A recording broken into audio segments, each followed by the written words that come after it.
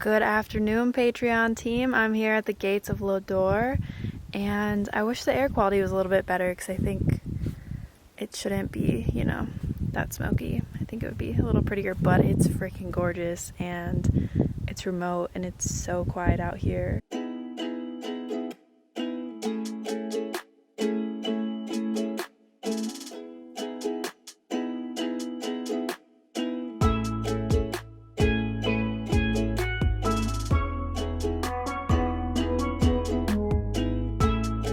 No wind until I start trying to talk to the camera.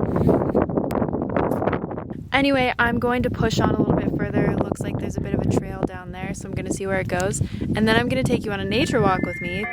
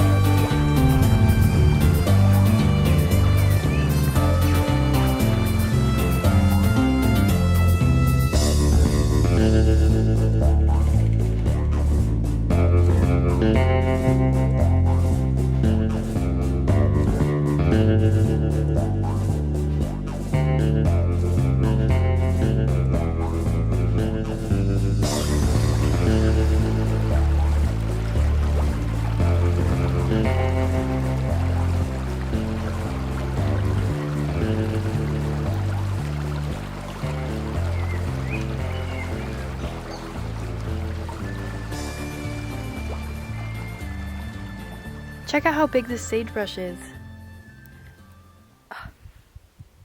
Seriously, one of the best smells in the world.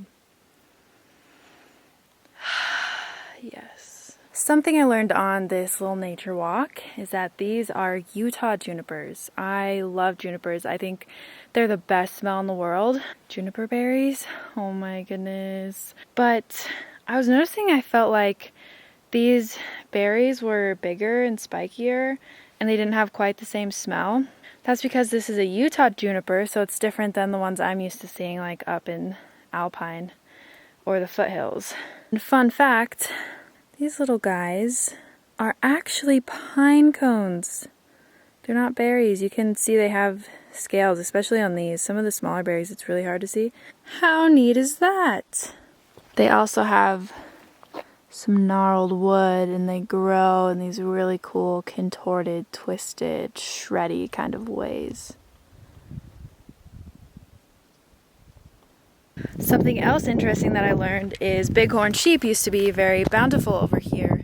The sure-footed ungulates live on these rocky slopes. It's wild, but in 1944 was when they saw the last native bighorn sheep here. In 1952, a different herd of bighorn sheep were reintroduced to this area. And since then, they apparently have increased their population and they're really common sighting again. I have yet to see one, but definitely keeping my eyes open. But I was tracking a little lizard over here who lives in this little hole, and I noticed there's a bunch of ungulate poop. My lizard friend is watching me. So this is the green river that runs through the gates of Lodore. Depending on the time of the year and the amount of runoff from upstream, the river can range from red or brown to green. Green is kind of its natural state, but since there's so much more runoff from fertilizers and farms and erosion, it can turn brown or red. I was also trying to charge my solar panel back at camp, but I'm guessing that's not happening since it's super cloudy. Okay, let's talk about more plants. Something that's happened all over Colorado and really just all over the West is this invasive grass called cheatgrass. Most of what you're seeing behind me is cheatgrass. It's non-native. I'm not even sure where it comes from, but it has converted millions of acres from perennial grassland to annual grassland. So cheatgrass sucks because it's like a cool season grass, so it comes up super early and then it just like seeds and dies, and it's caused an increase of fires. It does this super early in the summer and then it's just dry like this for the rest of the summer, and it's taken over so much area that used to be natural grasses. Cheatgrass is really not good forage for wildlife, and then it's just this dry fuel source. It's been a major invasive species that there's not a great way to manage it because it seeds so fast and spreads so fast, hence cheatgrass. And a lot of the plants out here are just very dry and shrubby, or some of them feel pretty succulent. Sagebrush is one of my favorite plants ever. I love the way it smells. It's so nice, but it's a really dry plant that's well adapted for just dry summers and cold winters. So this is a protected area, right? I'm in Dinosaur National Monument, and people wanted to dam this river. It's already been dammed upstream, so the springtime floods that used to occur here in this canyon don't occur anymore, and they wanted to put another dam in here which would have flooded the whole canyon, and then, you know, farther downstream there wouldn't be anything. But luckily people still get to raft down and explore the wilderness in its kind of wild ways, but because of dams upstream, it's not the same wildness, and the rapids aren't as wild as they were when explorers first rafted down this river. I'm gonna come back here and raft this river. It looks so cool. Like, I just want to get up in there. Don't you just want to get up in there? Because this area is so remote, it's one of the darkest places in the United States. It's one of the last places where you can actually see the Milky Way, which to me, it's so crazy that so many people haven't had the chance to see the Milky Way, and so many people don't look up at the night sky. Like, I think I got jaded a little bit because I grew up in the Rocky Mountains. I have seen the Milky Way many times. I thought that the normal thing was to be able to see the stars like that. And it wasn't until I moved to Chicago that I realized you can't even see the stars most nights, even when there's no moon.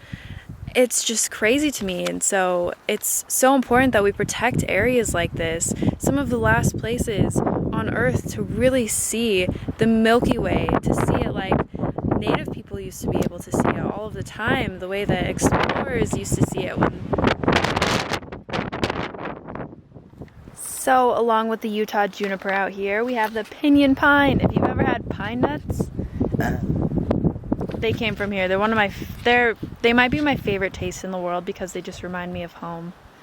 This is where pine nuts come from. The pal of the Utah juniper out here.